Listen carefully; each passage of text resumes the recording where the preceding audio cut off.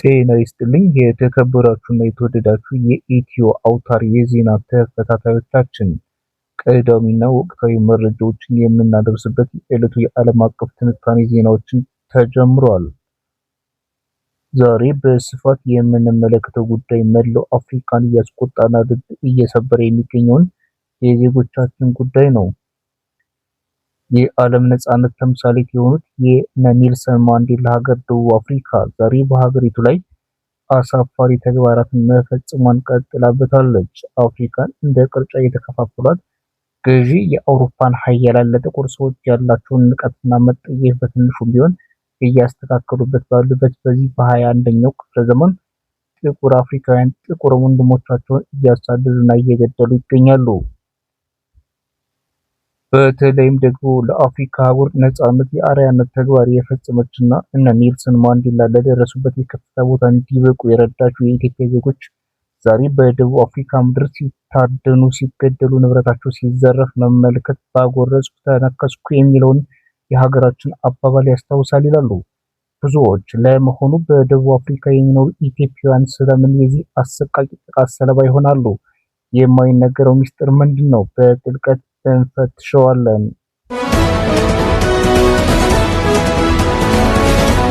የኔልሰን ማንዴላ እና የኢትዮጵያ ታሪክ ውለታ። ታሪክን ወደ ኋላ መለስ ብለን ስንፈትሽ የደቡብ አፍሪካ የነጻነት ታጋይ ኔልሰን ማንዴላ በ1932 ወደ ኢትዮጵያ መጥተው እንደነበር የታሪክ ድርሳናት በጉልህ ያወሳሉ። በወቅቱ ደቡብ አፍሪካ በአፓርታይድ የዘረኝነት ቀንበር ስር የነበረች ሲሆን በጥቁር ዜጎች ላይ ይደረግ በነበረው ከፍተኛ ክልከላ ምክንያት ማንዴላ ወደ ውጭ መውጣት አይችሉም ነበር። ነገር ግን የወቅቱ የኢትዮጵያ ውጭ ጉዳይ የነበሩት ክቡር አቶ ከተማ ይፈሩ ለኔልሰን ማንዴላ የኢትዮጵያ ዲፕሎማቲክ ፓስፖርት በማዘጋጀት ወደ አዲስ አበባ እንዲመጡና ወታደራዊ ስልጠና እንዲወስዱ ትልቅ ውለታ ውለዋል። በዚህም ማንዴላ በአዲስ ኮልፌ በሚገኘው የአድማ በታኝ ፖሊስ ማሰልጠኛ ማዕከል ውስጥ ስልጠናቸውን ወስደዋል። በወቅቱ የአፓርታይድ መንግስት መሪዎች ማንዴላን በኢትዮጵያ ምድር ለማስገደል በጀት መድበው ገዳይ ቢልኩም የኢትዮጵያ መንግስትና ህዝቡ ግን ማንዴላን በአደራ ጠብቀው አሳልፈው አልሰጡም። ዛሬ ግን ያ ሁሉ ታሪካዊ ውለታ ተረስቶ መጤዎች በሚል የጥላቻ ስም የደቡብ አፍሪካን ወገኖች ኢትዮጵያውያን በጭካኔ እያሳደዱና በየቀኑ በበርካታ ጥቂቶች እየደበደቡ ይገድሏቸዋል። ደቡብ አፍሪካ በ1994 ከዘረኛው የአፓርታይድ ስርዓት ስትላቀቅ ኢትዮጵያውያን ጨምሮ ለበርካታ አፍሪካውያን የተስፋ ምድር ነበረች። ነገር ግን ነጻነት የተጎናጸፈው የጥቁር ደቡብ አፍሪካን ትግል የጠበቁት የኢኮኖሚ ለውጥ አላመጣም። በእውነተኛ መሬት ላይ ያለውና የማይነገረው ሚስጥር ግን ይህ ነው። በሀገሪቱ የፖለቲካ ስልጣን ወደ ጥቁሮች ቢቀየርም የሀገሪቱ 85 በመቶ ሀብት አሁንም በቁጥር አነስተኛ በሆኑት 10 በመቶ ነጮች እጅ ነው። ይህ የኢኮኖሚ ፍትሃዊነት በደቡብ አፍሪካውያን ድሃ ወጣቶች ዘንድ ከፍተኛ ምሬትን ፈጥሯል። የስራ አጥነት መጠኑ በአሁኑ ወቅት 33 በመቶ መድረሱን ሪፖርቶች ያሳያሉ። ነገር ግን እነዚህ ውጤቶች ስራ አጥን ድሃ ሆነን የሚለውን ብሶታቸውን ይዘው ፊታቸውን ያዞሩት ሀብቱን ወደ ተቆጣጠሩት ነጮች ሳይሆን አብሯቸው በየሰፈሩ የሚኖሩትን በትጋት ሰርተው የሚለወጡትን ምስኪን ስደተኛ አፍሪካውያን ነው። ስራችንን ቆመን የሚለው የተሳሳተ ትርክት በመንደሮች ውስጥ በመስፋፋቱ ንጹሃን ወንድሞቻችን በቁማቸው በእሳት እስከ መቃጠል የደረሰ አሰቃቂ ግፍ እየተፈጸመባቸው ይገኛል።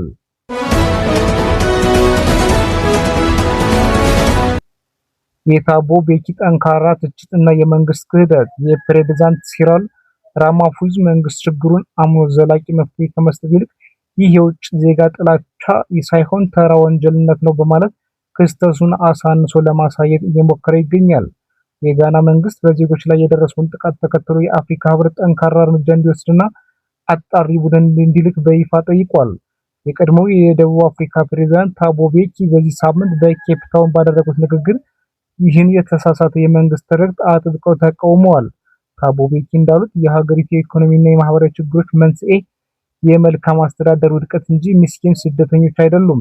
አክለውም ለከፍተኛ የስራ አጥነት የወንጀል ችግር ተጠያቂዎች አሁን ያሉት መሪዎች እንጂ ስደተኞች አለመሆናቸውን በመጥቀስ እውነተኛ ወንጀሎችን ትታችሁ ሰነድ በሌላቸው አፍሪካውያን ላይ ጣታችሁን በመቀሰር የስራ አጥነት ችግር አትፈቱም ሲሉ የራሳቸውን መንግስት ሰበር ቃላት ወቅሰዋል። የዶክተር ጌዲዮን ጢሞቴዎስ እና የደቡብ አፍሪካን ውጭ ጉዳይ ሚኒስተር ስብሰባ።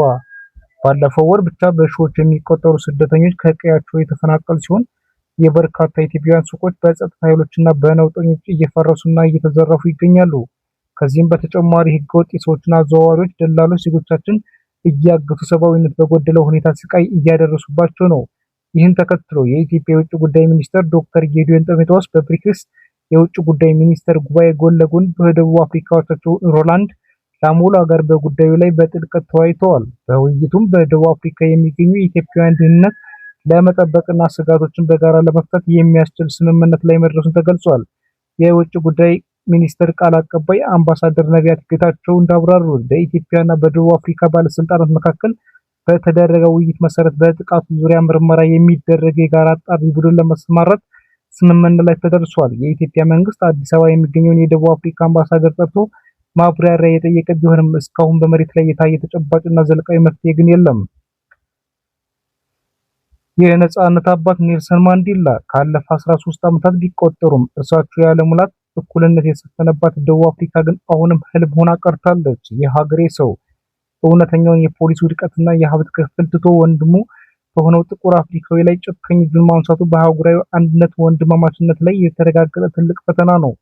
የደቡብ አፍሪካ መንግስት ይህንን ስር የሰደደ ጥላቻና የኢኮኖሚ ችግር በህግ ካላስከበረ በቀሪ የንጹሃን ስደተኞች ስጋት መሆኑ ይቀጥላል። ለሰዓቱ የነበረን ዓለም አቀፍ ትንታኔዎችና መረጃዎች እነዚህ ናቸው።